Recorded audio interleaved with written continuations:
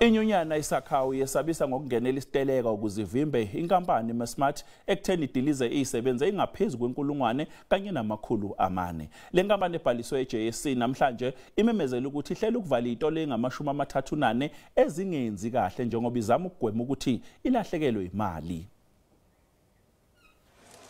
Amakhulu abasebenzi baseGame naseDion Wyatt baqala unyaka ngezindaba ezimbi yilezo izitolo ezithinte kakhulu ludaba.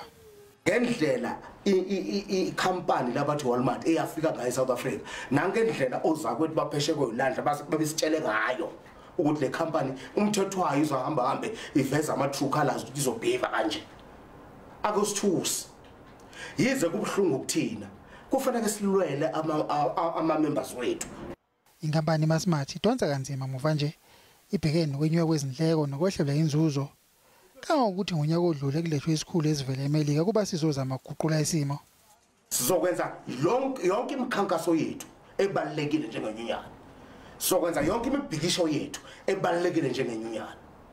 Sizonqenqa bonke ozakwethu ku-Federation yethu KOSATU, ku-ANC, kumadlala ndawonye amabovu SACP ne-youth yamakomanisi ne-youth kaKhongolose. Sizobanqenqa ukuthi no sekuyisikhathi manje of a rolling mass action.